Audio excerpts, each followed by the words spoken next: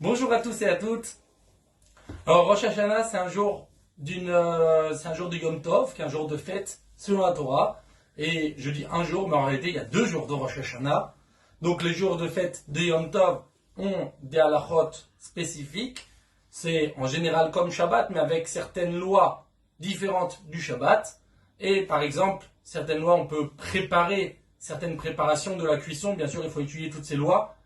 Et peut-être qu'on le fera ultérieurement, Bezrat Hashem, Bli Neder.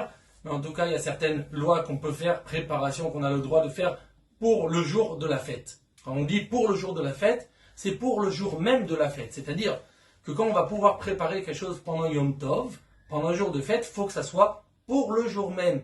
Et même pas pour le lendemain, qui est le deuxième jour de Rosh Hashanah. Donc, on ne peut pas, par exemple, si on veut réchauffer des plats et on a une plata, alors quand c'est Rosh Hashanah qui n'est pas Shabbat, si c'est Shabbat, il y a des lois particulières, mais quand c'est Rosh Hashanah qui n'est pas Shabbat, on peut placer le plat sur la plata ou même sur un feu et avec des lois comment allumer le feu, bien sûr, et ça va réchauffer le plat, ça va réchauffer le plat, mais ça on ne pourra pas le faire juste avant, 1 heure avant la tombée de la nuit, entre le premier jour et le deuxième jour. Pourquoi? Parce que le premier jour, on n'a pas besoin pour maintenant. On a besoin pour le lendemain, pour le deuxième jour. Donc dans ce cas-là, il faudrait attendre à la tombée de la nuit pour seulement sortir les plats et les réchauffer.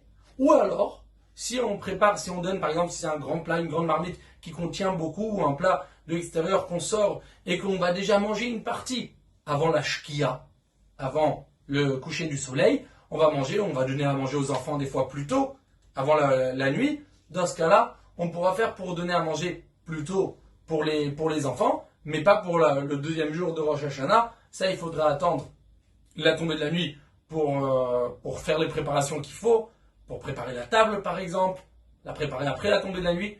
Tout Bezrat Hashem qu'il faut pour le deuxième jour se fera le deuxième jour. Et ce qu'on a le droit de faire le premier jour, on le fait uniquement pour le premier jour. Passer de bonnes fêtes qui soient pleines de joie, de brachot pour tout l'âme Israël. Amen.